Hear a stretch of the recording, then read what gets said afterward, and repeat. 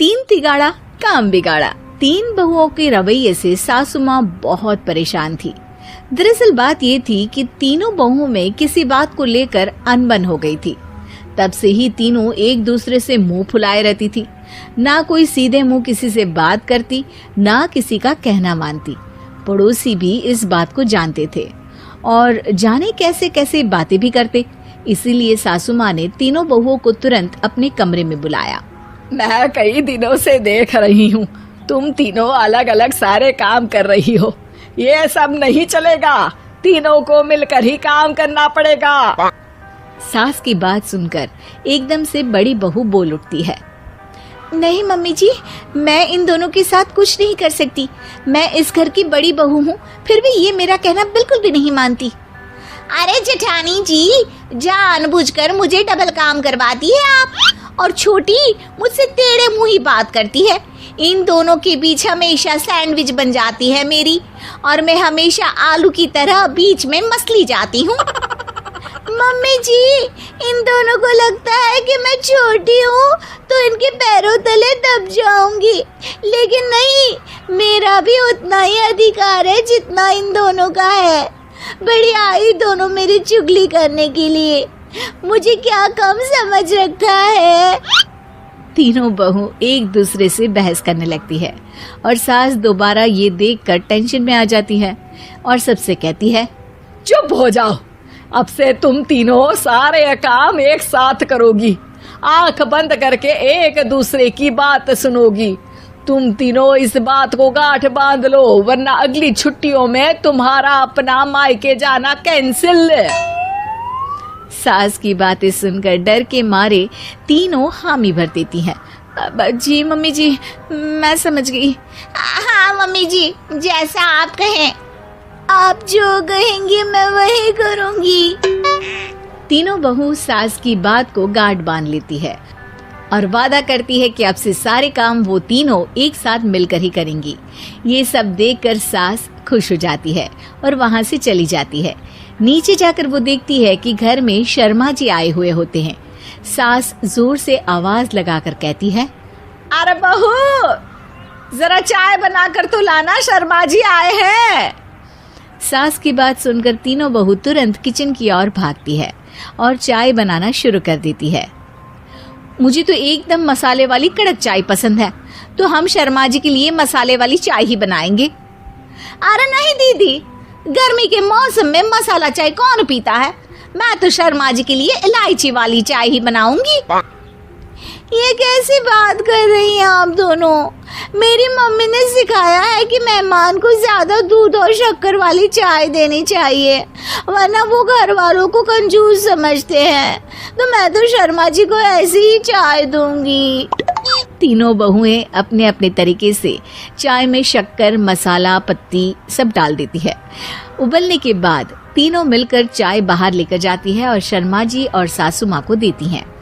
चाय पीने के बाद शर्मा जी सासू माँ को देखकर शर्मा जाते हैं और शर्मिंदा महसूस करते हैं कि आखिर उन्होंने चाय पीने के लिए हामी क्यों भरी।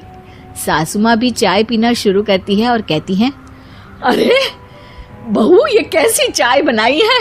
चाय है या मीठे दूध की बासुंदी? हाँ, चाय अच्छी नहीं लगी क्या? कोई बात नहीं, हम पराठा बनाकर लाते हैं। चलो चलो अंदर। हाँ चलो। हाँ, आती हूँ मैं भी। नहीं, मेरा पेट चाय ने ही चौपट कर दिया, वही काफी है। पराठे से पोपट नहीं करवाना, मैं तो चलता हूँ। शर्मा जी चुपचाप पतली गली से निकल जाते हैं। अगले दिन सास बहुओं से कहती है, अरे बहू, जाओ जाके ऊपर के गेस्ट हाउस की सफाई कर दो। कल हमारे यहाँ मेरे दूर के रिश्तेदार आने वाले हैं, तो पूरे कमरे को चमका देना, समझी? तीनों बहू सास की बात को मानकर ऊपर सफाई करने चली जाती हैं और तीनों कमरे की सफाई चालू कर देती है। बड़ी बहू मकड़ी के जाले साफ करती है, तो बीच वाली झाड़ू लगाना और छोटी वाली सर्फ डालकर जमीन धोना शुरू कर देती है। अरे दीदी, जेठानी जी, अभी मैंने पूरी फर्श धोई और आप फिर से धूल नीचे गिरा रही हैं। और मछली जेठानी जी, आप बिना झाड़ू की धूल यहाँ छटक रही हैं। अरे तीनों को साफ करना है, एक साथ सफाई करते हैं ना। अरे वही तो, हम साथ साथ हैं, घर साफ साफ है। तीनों बहू ऐसे ही काम में उलझ जाती है और 2 घंटे तक एक ही कमरे की सफाई करती रहती है। बहुत देर से अपनी बहुओं को ना देखने के कारण सास ऊपर कमरे में उन्हें देखने जाती है, लेकिन कमरे में घुसते ही वो गीली फर्श पर फिसलने के कारण नीचे गिर जाती है। ओरी मोरी मैया, हड्डी मरोड़ के रख दी। आए मेरी तो कमर ही टूट गई रे। तीनों बहुएं सास को उठाती हैं और बिस्तर पर सुला देती है। अरे मेरे हाथ पैर दर्द कर रहे हैं, दबा दो, आराम मिलेगा। हाँ जी माँ जी। अरे जी माँ जी, जी माँ जी। और तीनों बहुएं एक साथ सास के हाथ को दबाना शुरू कर देती हैं। माँ की तो चीख ही निकल जाती है और नतीजा ये होता है कि सास के बचे हुए शरीर में भी दर्द उठ जाता है। हाय राम, ये क्या कर दिया तुम तीनों ने। अरे मेरी तो किस्मत ही फूटी है कि तुम जैसी बहुएं मुझे मिली। हे भगवान, पूरे शरीर में दर्द बढ़ गया है। अब तो पता नहीं कि चल भी पाऊंगी या नहीं। माफ करो, मुझे गलती हो गई मुझसे कि तुम तीनों को एक साथ काम करने के लिए बोला। सोचा था तीनों मिलके अच्छे से काम करेगी, लेकिन बड़े बुजुर्ग सही कहते थे कि 3 तिगाड़ा काम बिगाड़ा। तुम लोगों ने ये बात ना आज साबित करके दिखा दी। तुम तीनों को तो समझाना यानी मानो भैंस के आगे बीन बजाना है। तुम्हें अकेले अकेले काम करना है ना, तो अब से तुम अकेले ही अपना अपना काम करो। तीनों बहुएं वहां से जाने लगती है। अरे कहाँ जा रही हो? आप ही ने तो कहा कि अपना अपना काम करो, तो मुझे मुल्तानी मिट्टी लगानी है। अरे मुझे भी तो नेल पॉलिश लगानी है, मुझे ना मेहंदी लगानी है। सास अपना सर पीट लेती है और कहती है, अरे मुझे भी लगाना है कुछ। क्या माँ जी? क्या माँ जी? क्या माँ जी? तुम्हारे घर वालों को फोन तुम्हारी हरकतें बताने के लिए।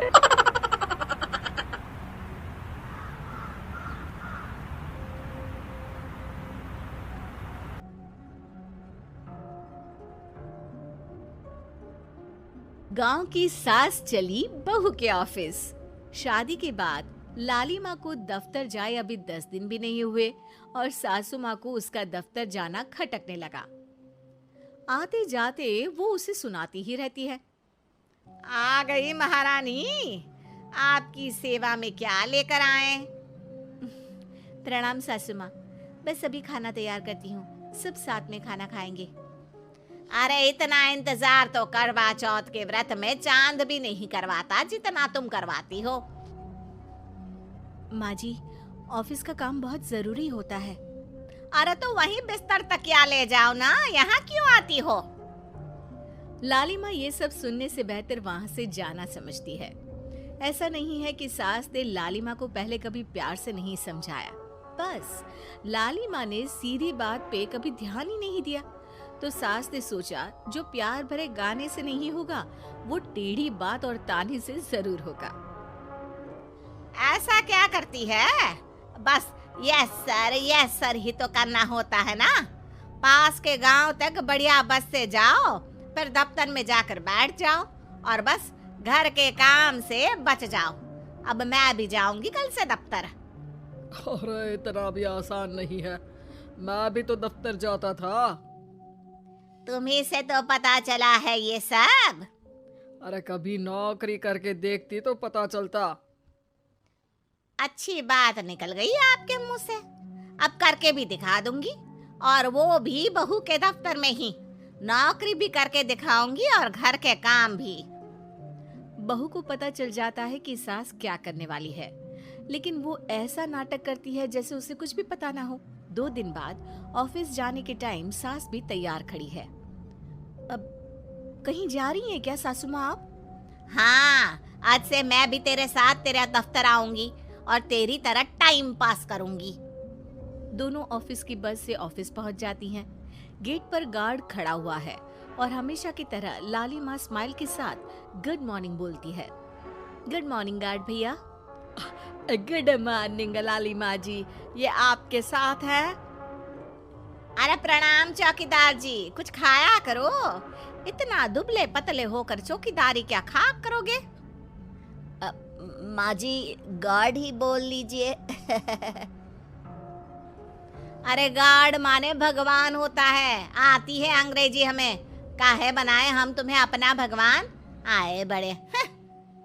लालिमा सासू माँ को अपने बॉस के कैबिन तक ले जाती है और मिलने को कहकर वहां से चली जाती है। जी, आपकी तारीफ। अरे पूरा मोहल्ला करता है, यहाँ किसी से भी पूछ लीजिए ना। अब मेरा मतलब है, आपको लोग कैसे जानते हैं? लाली माँ की सासू माँ। मेरा मतलब था कि आपका नाम क्या है? सिमरन देवी। अरे वाह, बहुत मॉडर्न नाम है। ऑफिस का नाम है, घर का नाम तो है मालती बाई। अच्छा अच्छा। लालिमा, इनकी जगह दिखा दो। है? ये मुझे अपनी जगह दिखाएगी? ये बहू है मेरी, इसकी ये हिम्मत। अरे मेरा मतलब है कि ये आपको बता दे कि आपको कहाँ बैठना है। चलो, मैं ही आपको बता देता हूँ। लालिमा, तुम अपना काम करो। अरे कोई काम नहीं करती ये, घर पे भी नहीं करती, यहाँ क्या खाक करेगी? लालिमा बॉस का लिहाज रखते हुए कुछ नहीं बोलती। बॉस खुद ही सासू माँ को एक डेस्क तक लेकर जाते हैं। देखिए, आपको यहाँ बैठना है। अरे ये घूमने वाली कुर्सी पर? नहीं नहीं, मैं नहीं बैठूंगी, चक्कर आ जाएंगी। चकोटा या आसन लगवा दीजिए, आराम से बैठूंगी जमीन पर। जमीन से जुड़ी हुई हूँ मैं बहुत ही। हाँ देखिए, आपको यहीं बैठना पड़ेगा। आपको क्या लगता है, क्या ये आपका घर है? नहीं तो आप भी ना बहुत भोले हैं। मेरा घर तो गांव में है, ये तो आपका ऑफिस है। अरे ऐसी चीजें मत भूला करो, और चोमू बना देंगे किसी दिन। बैठ जाइए और मुझे सारे जरूरी मेल भेज दीजिए। ये रहा कंप्यूटर। अरे कंप्यूटर की क्या जरूरत है, मेल तो हाथ से निकलेगा ना। ला एक पत्थर, ला हाथ घिस दूं। क्या हाथ का मेल? तभी सिचुएशन को संभालने के लिए बहू आ जाती है। अच्छा ये छोड़िए, आप वहाँ पेंट्री से कॉफी ले आइए अपने लिए। अरे इतना तो मुझे भी पता है कि कंप्यूटर पे लिखने का काम हो जाता है, फिर कॉपी क्यों मंगवा रही हो? अरे माँ जी, कॉफी, पीने वाली कॉफी। तू मुझसे काम करवाएगी? तेरी सास हूँ मैं। मेरी भी तो सुन लो कोई, आपका बॉस हूँ मैं। हाँ हाँ सुनाओ ना। क्या सुनाऊं? अरे बेटा, तुम बॉस हो, जो मन करे सुना देना, बस गाना मत सुनाना। अगर तुम अच्छा नहीं गाओगे ना तो मेरा मूड ऑफ हो जाएगा। अरे यार, अच्छा एक काम करते हैं, आपको क्या क्या आता है? ठंडा खा लूं तो नाक आती है, तीखा खा लूं तो हिचकी, और ज्यादा खाना खा लूं तो यह हम बता नहीं सकती मैं। अरे मेरा मतलब था कि काम में क्या क्या आता है? बहू बहुत काम आती है, पति भी काम आते हैं, बेटा भी। देखो काम तो अपने ही आते हैं ना, जैसे भी हो। हे भगवान, क्या करूं माँ जी आपका? अरे बेटा, मेरा ना कोई कुछ नहीं कर सकता, मेरा मंगल बहुत मजबूत है। हाँ अच्छा, मंगल से याद आया, बताओ कितने ग्रह हैं सूर्यमंडल में?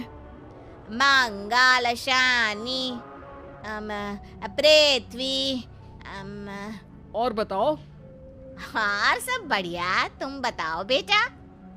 बॉस वहां से परेशान होकर चले जाते हैं। लंच के बाद कॉन्फ्रेंस हॉल में एक मीटिंग हो रही है जिसमें कई सारे लोग हैं। किसी को कोई आइडिया भी है कि क्या हो रहा है? हाँ हाँ, वो चौकीदार काम छोड़ के बिल्ली के साथ खेल रहा है।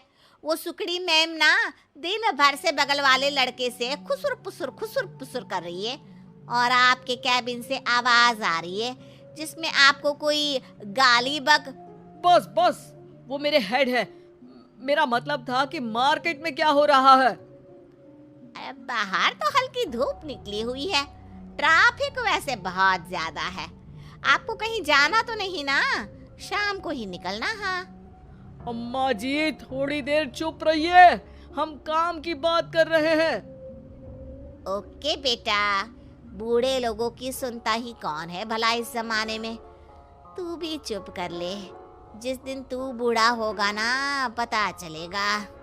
माँ जी प्लीज।